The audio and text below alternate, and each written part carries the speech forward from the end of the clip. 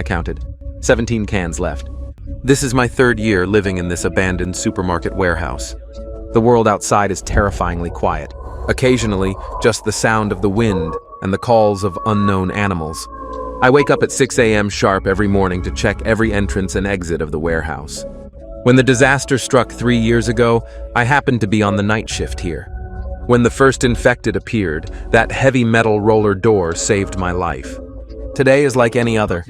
I put on my mask and gloves, picked up my homemade spear, and got ready to go to the small stream out back for water. Before heading out, I habitually glanced at the chalk calendar on the wall. March 17th. I haven't spoken to another person in 3 years. On the way to get water, I found some unusual tracks. Fresh footprints in the mud, not animal prints. My heart started to race, my palms grew sweaty. Someone had been here, and very recently.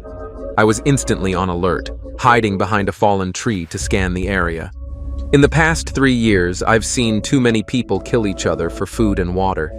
The last time I saw a living person was a year ago. That guy tried to take my supplies. I had to... Suddenly, I heard the clash of metal in the distance. I held my breath and moved slowly towards the sound.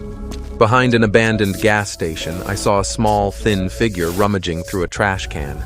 It was a woman. She looked to be about 30, much cleaner than the people I remembered.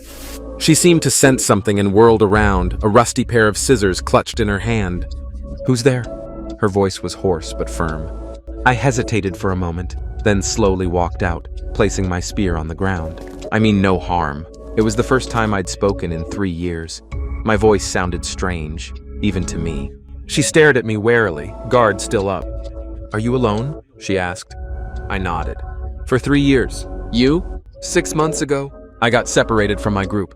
Her eyes clouded over for a second. "I'm all that's left." We just stood there, 5 meters apart, the safest distance in this broken world. The sun began to dip. I knew the dangers that came with nightfall. "I have food," I finally said, "and a safe place to stay. If you want, we can share." Her expression softened slightly. "Why?" I thought for a moment, then gave the simplest answer. "Because it's too quiet." She smiled. It was the most beautiful thing I'd seen in 3 years. When she tucked the scissors into her pocket, I knew something new was starting. Not an end, but a beginning. We walked back to the warehouse side by side, our shadows stretching long in the setting sun. And somehow the world didn't feel quite so empty anymore.